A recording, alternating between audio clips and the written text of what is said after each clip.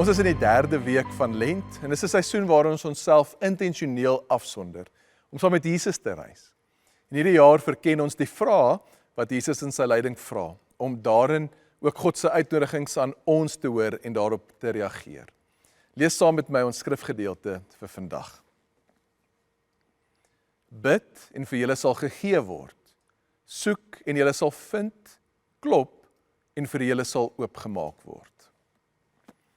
Nou voor Jesus gearresteer word, vra Jesus aan Judas en die soldate, vir wie soek julle? Nou Jesus se vraag is nie net aan die soldate nie, maar ook een wat diep in ons eie harte ego. Dis 'n vraag wat ons konfronteer met die realiteit van ons eie verlange en soeke. Waarna is ek regtig op soek? En so dikwels glo ons dat ons dors gelessel kan word deur dinge so sukses of goedkeuring of materiële voorspoed.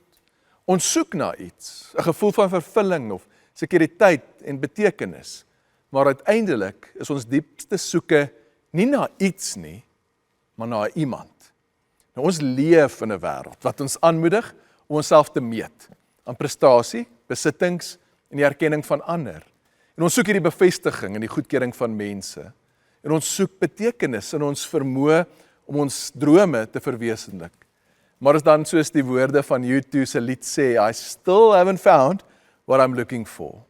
En selfs wanneer ons bereik waarna ons streef, bly daar steeds 'n gevoel van onvolledigheid.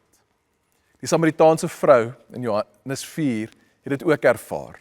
Nou sy het haar dors probeer les met dinge wat nooit werklik haar siel kon bevredig nie. Haar lewe was vol verhoudings, maar haar hart het steeds gesmag na iets meer. En dan wanneer Jesus haar ontmoet, sê hy vir haar, elkeen wat van hierdie water drink, sal weer dors word, maar elkeen wat die water drink wat ek hulle gee, sal nooit dors kry nie. Johannes 4. Jesus onthul hier die waarheid dat daar net een bron van ewige vervulling is, en dis God self. Hy is die lewende water, wat nie net ons oppervlakkige dors les nie, maar ook wat diep binne in ons 'n fontein van lewe bring. En dan die uitnodiging wat ons na geluister het uit Matteus, is om te soek, en dis 'n aktiewe betrokkenheid. Ons word geroep om doelbewus ons verlange te ondersoek, en dan dit in Jesus te veranker.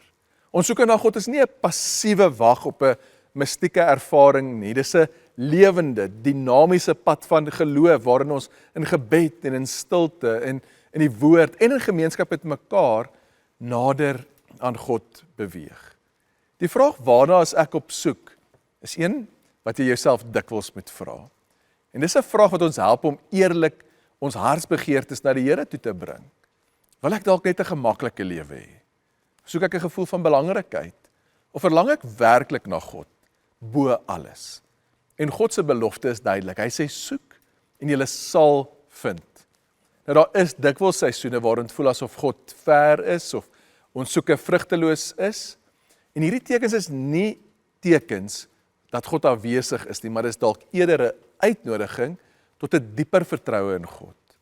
Die psalmdigter het ook hierdie ervaring gehad toe hy uitroep in die Psalm 42, soos 'n wildsbok smag na waterstrome.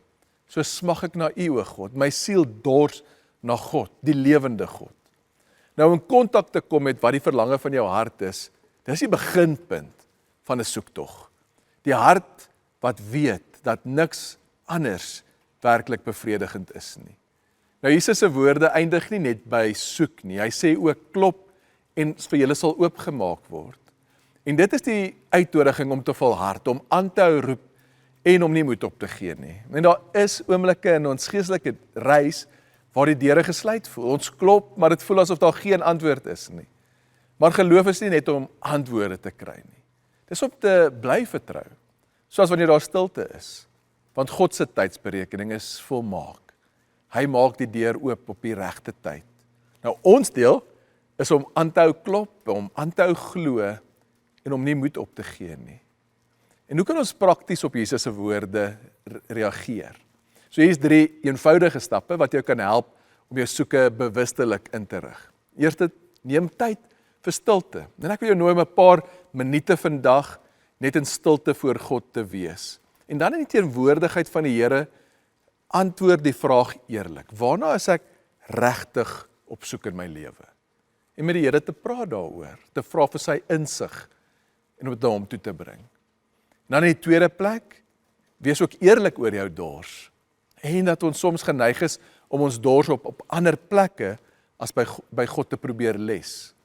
En dis 'n stap na transformasie, na lewe. En dit kom nie daardeur deur harder te probeer om te verander nie. Dit lê in 'n oorgawe aan God. En dan derdens, wil ek jou nooi om te leef met 'n verwagting dat God gevind wil word. Om te klop aan God se deur met geloof. En mag jy die vreugde van ontmoeting met God ook beleef. Ek vertrou dat jou tyd van gebed saam met die Here vandag jou gaan help om in die soeke van jou hart in kontak mee te kom. Kom ons bid saam. Here, dankie dat U ons ken beter as wat ons onsself ken. Dat U ook die diepste verlange van ons harte ken. En Here, help ons om met eerlikheid ook te kan sien waantoe ons soeke ons soms vat en ook na die plekke wat ons nie kan dors nie. En Here, bo alles, gee ons die genade om U te soek en U met vertroue en oorgawe te volg. Ons bid dit in Jesus se naam. Amen. Hier bo alles wil ek U soek, met vertroue U volg.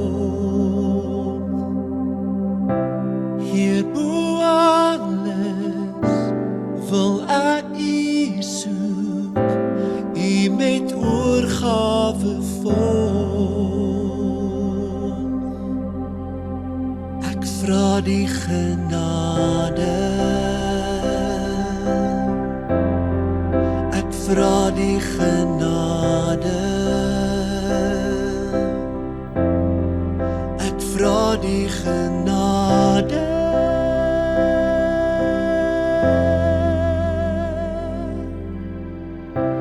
Hier bo alles wil ek U soek, met vertroue U volg.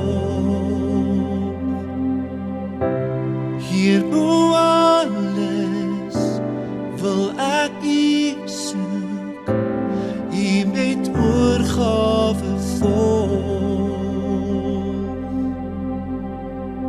Ek vra die genade, ek vra die genade, ek vra die genade.